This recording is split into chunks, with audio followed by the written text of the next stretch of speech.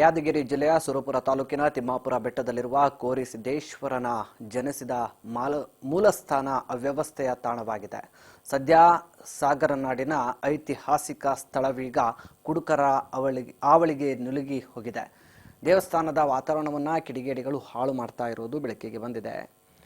ಸಾಗರನಾಡಿನ ಆರಾಧ್ಯ ದೈವವಾಗಿರುವ ಕೋರಿ ಸಿದ್ದೇಶ್ವರ ತೋಪುಗೈದ ಸ್ಥಾನದಲ್ಲಿ ಕಿಡಿಗೇಡಿಗಳ ಇಂತಹ ಕೃತ್ಯಕ್ಕೆ ಸಿದ್ದ ಚನ್ನಮಲ್ಲಿಕಾರ್ಜುನ ಶಿವಾಚಾರ್ಯರು ಅಸಮಾಧಾನ ವ್ಯಕ್ತಪಡಿಸಿದ್ದಾರೆ. ಪೊಲೀಸ್ ಇಲಾಖೆ ಹಾಗೂ ತಾಲೂಕಾಡಳಿತ ಕ್ರಮ ಕೈಗೊಳ್ಳುವಂತೆ ಮನವಿ ಮಾಡಿದ್ದಾರೆ.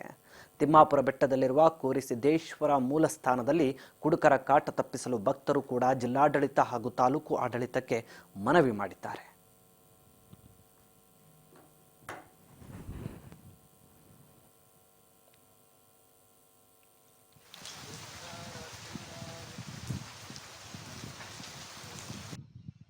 ತಿಮ್ಮಾಪುರ ಪುಣ್ಯಭೂಮಿಯಲ್ಲಿ ತಿಮ್ಮಾಪುರ ಪುಣ್ಯಭೂಮಿಯಲ್ಲಿ ಜನಿಸಿರುವಂತಹ ಸದ್ಗುರು ಕೋರಿ ಸಿದ್ದೇಶ್ವರರ ಕರ್ತೃಗದ್ದುಗೆ ಈ ಸುರಪೂರಿನ ಹೊರವಲಯದಲ್ಲಿರುವಂತಹ ಬೆಟ್ಟದ ಮೇಲೆ ಹಚ್ಚ ಹಸಿರಾಗಿರ್ತಕ್ಕಂಥ ನಿಸರ್ಗದ ಮೇಲೆ ಕುಳಿತಿರುವಂಥ ಸದ್ಗುರು ಕೋರಿ ಸಿದ್ದೇಶ್ವರರು ಸಗರನಾಡಿನಲ್ಲಿ ಜನ್ಮ ತಾಳಿದ್ದು ನಮ್ಮೆಲ್ಲರ ಭಾಗ್ಯ ಅಂದ್ರೆ ತಪ್ಪಾಗಲಾರದು. ಅಂಥ ಮಹಾತ್ಮ ಸದ್ಗುರು ಕೋರಿ ಸಿದ್ದೇಶ್ವರ ಜನ್ಮವಿತ್ತಿರುವಂಥ ಈ ಪುಣ್ಯಭೂಮಿ ಒಳಗೆ ತಾವೆಲ್ಲರೂ ದರ್ಶನ ಮಾಡಬೇಕು. ಶ್ರಾವಣ ಈ ನಿಮಿತ್ತವಾಗಿ ಪ್ರತಿ ವರ್ಷವೂ ಕೂಡ ಕರ್ತೃಗದ್ದುಗೆಗೆ ಮುದನೂರು ಮಠದಿಂದ ಬಂದು ನಾವೆಲ್ಲ ರುದ್ರಾಭಿಷೇಕ, ಸಹಸ್ರ ಬಿಲ್ವಾರ್ಚನೆ, ಅನೇಕ ಪೂಜೆ ಕೈಂಕರ್ಯಗಳನ್ನು ನಾವು ಹಮ್ಮಿಕೊಂತ ಬಂದಿದ್ದೇವೆ. ಎಲ್ಲ ವ್ಯವಸ್ಥೆ ಇದೆ.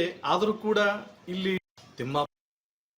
ಈ ಒಂದು ತಿಮ್ಮಾಪುರದಲ್ಲಿ ಜನ್ಮಸ್ಥಳ ಆದ ಈ ತಿಮ್ಮಾಪುರದ ಗ್ರಾಮದಲ್ಲಿ ಒಂದು ಕೋರಿ ಸಿದ್ದೇಶ್ವರರ ಒಂದು ಮಂದಿರ ನಿರ್ಮಾಣವಾಗಿದೆ. ಈ ಒಂದು ಮಂದಿರ ನಿರ್ಮಾಣವಾದ ಕಾರಣ ನಾವು ಇಲ್ಲಿ ತಿಮ್ಮಾಪುರ ರಂಗಪೀಠಿ ಸುರಪುರ ಜನರು ಇದರ ಅಭಿವೃದ್ಧಿಗಾಗಿ ಕೆಲಸ ಮಾಡೋಣ. ಅದು ಬಿಟ್ಟು ನಾವು ಇಲ್ಲಿ ಅನೈತಿಕ ಚಟುವಟಿಕೆ ಅಂದ್ರೆ ಡ್ರಿಂಕ್ಸ್ ಮಾಡೋದು, ಬಾಟ್ಲಿ ಇಲ್ಲೇ ಹೊಡೆಯೋದು ಮತ್ತು ಪ್ಲಾಸ್ಟಿಕ್ ಗ್ಲಾಸ್ ಕುಡಿಯೋದು ಇಲ್ಲೇ ಕಟ್ಟೋದ್ರಿಂದ ಈ ಗುಡಿ ಉದ್ಧಾರ ಆಗಂಗಿಲ್ಲ ನೋಡ್ರಿ. ಯಾಕಂತಂದ್ರೆ ಇಂಥ ಭಾಗ್ಯ ಯಾರಿಗೂ ಸಿಗಂಗಿಲ್ಲ. ಅವರು ಈಗಾಗಲೇ